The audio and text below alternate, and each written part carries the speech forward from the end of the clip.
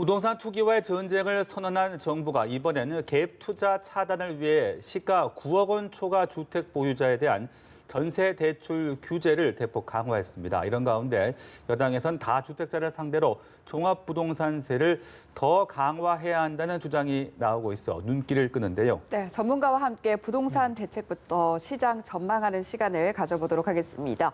김대호의 경제일기 김대호 경제학 박사 나와 계십니다. 어서 오십시오. 안녕하십니까? 네, 그러니까 이 9억 원이 넘는 주택을 갖고 있을 경우에는 전세 대출을 제한하겠다, 이제 이런 내용인데요. 이번 조치 설명을 좀 해주시고 어떤 영향을 볼 수가 있는 겁니까? 예, 한마디로 이제 갭 투자를 막자, 이게 정부의 의도인데요. 이게 12.16 대책에서 이미 방향은 나왔어요. 구체적인 방법, 갭 투자를 막는 구체적인 방법과 시기가 확정이 됐는데 다음 주 월요일 12월 20일부터 1월 20일부터 이제 시행이 됩니다. 한 예를 들어서 말씀을 올렸으면 싶은데요. 예를 들어서 10억짜리 집을 산다 이랬을 때 지금 현재 이 10억짜리 집을 갭 투자를 이용하게 되면 1억이나 1억 5천 또 2억 정도만 있으면 살 수가 있어요. 네. 이미 전세가 들어가 있는 경우가 대부분이기 때문에요. 그러니까 지금 좀 집값이 오르는 지역의 경우에 10억짜리라면 전세가 8억 내지 8억 5천 9억 정도 들어가 있거든요. 그러면 전세를 승계하게 되면 1억 정도만 있으면 집을 살 수가 있는 거예요. 네. 집값이 지금처럼 오르는 마당에서는 한번 투자해 봄직하는 그런 유혹을 받게 되죠. 그러니까 지금 집이 없는 사람이건 있는 사람이건 예를 들어서 전세를 살고 있는데 정부가 전세 자금 대출을 해주니까 정부의 보증 기금을 통해서 나가는 거거든요.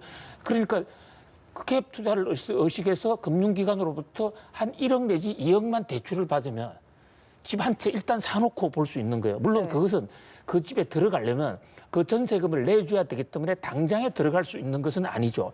이런 갭 투자를 막자고 하는 거죠. 원래 이 전세 자금 대출이라는 것은 정말로 어려운 사람들, 서민들, 집이 없어서 당장에 길거리로 나앉게 되는 사람들을 위해서 마련된 제도이기 때문에 그런 이 전세 자금 대출을 가지고 부동산 투기를 한다 또는 부동산 갭 투자를 한다 이런 것은 뭐 막겠다는 그 정부의 정책 그 발상은 너무나 당연한 것 같아요.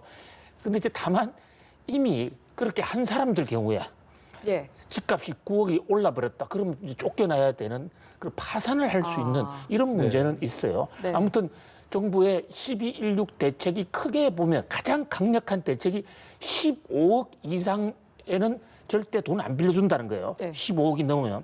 그다음에 9억이 넘으면 LTV라는 게 자산 대비 대출 한도인데 그것을 40%에서 20%로 절반으로 낮췄어요. 그러면서 9억 넘는 아파트에 대해서는 전세 자금을 신규로 안 해주는 것은 물론이고 이미 대출을 받아 있는 경우에도 자기가 산 이 갭 투자한 집값이 9억을 넘어버리면 3개월 내에 바로 나와라.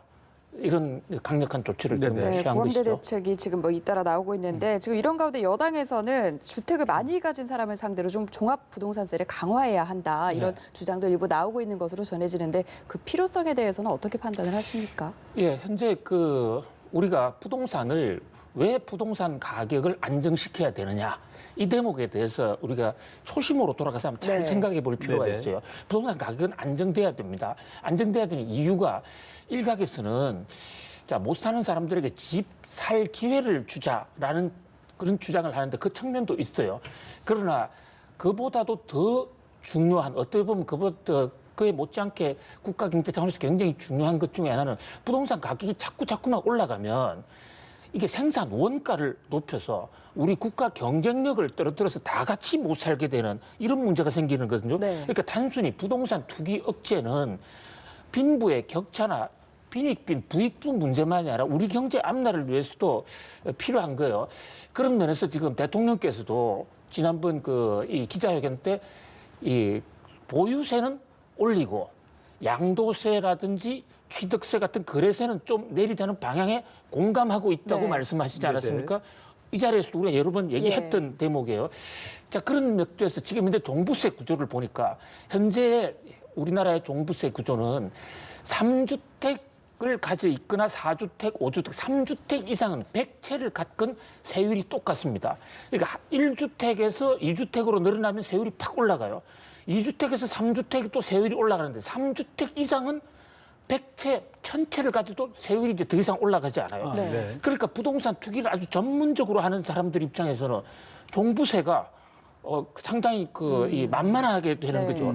그런 것을 좀 철저히 규제하자. 그러니까 3주택 이상, 4주택 슈퍼 다가구를 가지고 있는 사람한테 종부세 부담을 획기적으로 높여서 칩을 가지고 어떤 네. 이 투기를 하는 사람을 근원적으로 막아보자 하는 그런 이 대책이 나왔는데 상당히 논리적으로 일리가 있는 것 같아요. 다만 이제 거기서 아까 대통령께서도 말씀하신 그 거래세 부분을 낮추면서 이 보유세를 높여야 되겠죠. 네. 네, 보다 좀 합리적인 그런 세금 체계가 마련됐으면 하는 그런 바람도 그렇습니다. 예. 가져보게 되는데, 자, 이런 와중에 이 매매 허가제 발언이 나왔어요. 이게 좀 또 논란이 되고 있습니다. 네. 네. 이 강기정 우리 정무수석께서 이제 말씀을 하셨죠. 그러니까요. 이 매매 허가제를 한다는 것이 아니라 그런 여론에 정부가 귀 기울여 봐야 된다라는 얘기인데 청와대 관계자의 얘기라는 데 대해서 이제 상당히 정치적 파장, 경제적 파장이 컸어요. 이것은 두 가지 측면에서 문제가 있습니다. 첫 번째는 이 경제적 문제를 떠나서 우리나라의 어떤 정체성 문제와 관련해서 거래를 허가되면 야 내가 집을 사는데 정부의 허가를 받아야 돼? 헌법의 거주 이전의 자유 문제 또는 재산권에 관한 문제가 있기 때문에 경제학자 영역을 떠난 이데올로기적인 문제가 네. 하나 있고요. 또 경제적으로 볼 때에도 이런 어떤 이 재산권 행사를 이렇게 못하게 됐을 경우에 경제인들에 대한 피해 또 일반 국민들의 피해 이게 2003년도에 이미 당시 노무현 정부가 다 안을 만들었습니다.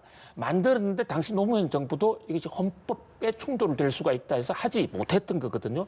그리고 실제로 지금 노영민 비서실장은 청와대는 생각한 적 없다. 김현미 장관도 생각한 적 없다.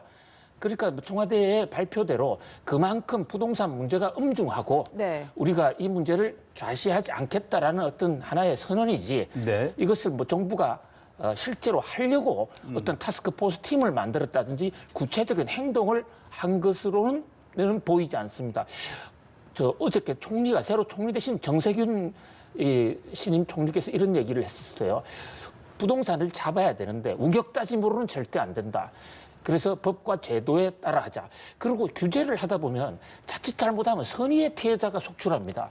이런 문제에 대해서는 정책 당국에서 굉장히 조심해야 될 것으로 보여져요. 네네. 네, 부동산 가격을 잡는데 어찌됐건 현 정부 방점을 찍고 있는 상황인데 그래서 여러 가지 대책에도 불구하고 집값이 잡히지 않으면 더 고강도 대책은 앞으로도 계속해서 나올 것으로 보이는데 그런데 반대로 이제 규제를 하면 할수록 오히려 집값이 오른다라는 지적도 여러 가지 나오고 있어서 그렇습니다. 앞으로 규제가 나오고 이런 상황들이 계속된다면 집값을 잡는데 부동산 시장에는 어떤 영향을 줄 것으로 맞습니다. 보십니까? 하나 제가 여쭤봐도 될까요? 풍선 효과라는 거 잘 아시죠? 예. 한쪽 지역을 막으면 다른 지역으로 그 효과가 나가서 이게 경제학 교과서에도 나오는 얘기예요. 실제로 풍선 효과 때문에 집값이 오른 측면이 많이 있거든요. 그건 규제의 하나의 부작용 중에 하나죠.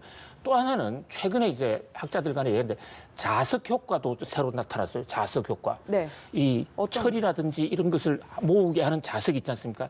지금 규제가 15억 이상자들에 대해서는 대출 규제한다. 오늘 나온 거는 9억 이상자에 대해서는 갭 투자 전세 대출 규제한다. 이러니까 집값이 자석처럼 9억 이하에 있는 9억 이상은 안 올라가는데 9억 밑에 있는 집값이 쭈르륵 7, 8 이런 것은 어차피 규제가 똑같으니까 9억에 자석처럼 붙어버리는 거예요. 예. 또 9억에서 15억까지는 15억으로 붙어버려요. 이런 규제의 역설도 있을 수가 있거든요.